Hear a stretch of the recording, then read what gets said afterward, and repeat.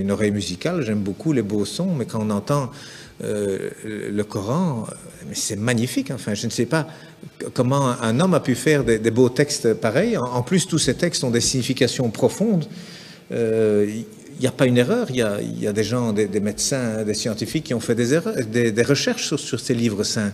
Ils trouvent des erreurs dans la Torah, ils trouvent des erreurs dans la Bible, et ils n'en trouvent pas dans le Coran. Rien. Il n'y a rien qui est mauvais. Même il y a des images qui sont reprises qui correspondent pratiquement à la meilleure définition qu'un médecin pourrait faire à un ignorant. Donc c'est des choses merveilleuses qu'il y a dans le Coran. Et en plus, moi j'ai découvert récemment la formule de la beauté, comme on dit, c'est-à-dire qu'aujourd'hui la beauté c'est quelque chose qu'on calcule mathématiquement. Hein, donc il y a des formules pour savoir jusqu'où il faut mettre du rouge à lèvres, jusqu'où est-ce qu'il faut épiler les sourcils. Il y a un coin à respecter qui va du coin de la bouche, le long du nez, jusqu'au coin de l'œil et le début du sourcil. Donc ce qu'il y a là, il faut l'enlever. Et puis, il faut aller du coin de la bouche à l'autre coin de l'œil, jusqu'à l'autre fin de sourcil. Cet angle, il doit être exactement l'angle qui correspond à un rectangle où il y a cette proportion, la beauté mesurée, comme on appelle, que d'ailleurs Fibonacci a découvert lorsque les chiffres romains ont été éliminés et remplacés par les chiffres arabes. Alors, ils viennent d'Inde en réalité, hein, avec le sifr, le zéro. Hein, en arabe, ça s'appelle le sifr. Donc, c'est devenu les chiffres plutôt que les nombres. Et puis, Fibonacci l'a découvert avec ces chiffres. C'est formidable, on peut faire des calculs infiniment grands et puis avec la virgule infiniment petit. Et il a découvert comme ça que la pyramide de Khéops, le Parthénon, enfin tous ces beaux bâtiments, même en Italie, il a découvert qu'il y a toujours la bonne proportion. Même les peintures, il a découvert que toujours c'est au même endroit que doivent se trouver le centre du tableau. C'est pas au centre, hein, non, c'est quelque part 1 sur 1,618.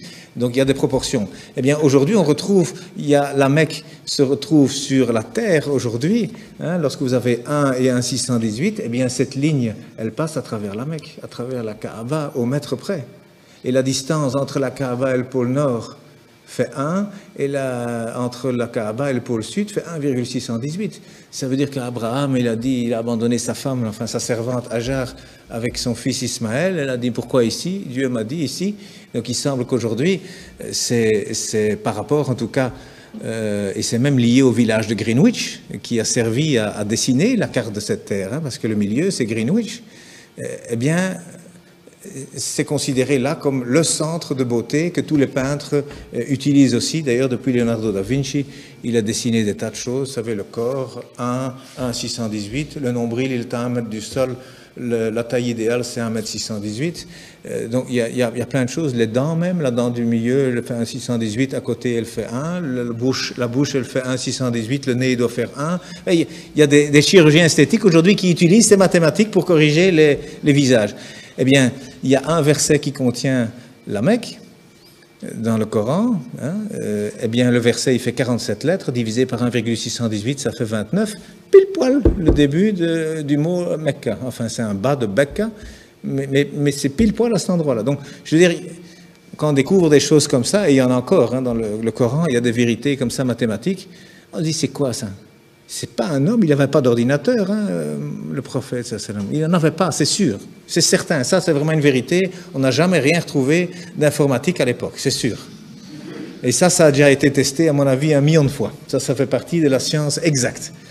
Mais cet homme, d'où est-ce qu'il a cherché ce texte? Il y a plein de choses comme ça. Alors le premier message, d'ailleurs, il faisait 19 mots. Le premier message faisait 19 mots, Bismillahirrahmanirrahim, fait 19 lettres. Il y a 6 fois 19 sourates, il y a 142 fois 19 le mot Dieu dans le Coran, il y a 3 fois 19 fois le miséricordieux dans le Coran. Ce chiffre 19 dans le Coran, c'est aussi quelque chose d'incroyable. Mais donc le premier message, c'était, voilà, informez-vous. Au lieu d'interpréter, d'abord le savoir, d'abord savoir de quoi on parle. Et le dernier message du prophète, dont on dit qu'il est mauvais pour les femmes, eh bien, il a dit « Soignez vos femmes, et pour la prière, ne l'abandonnez pas ». Alors, moi je dis,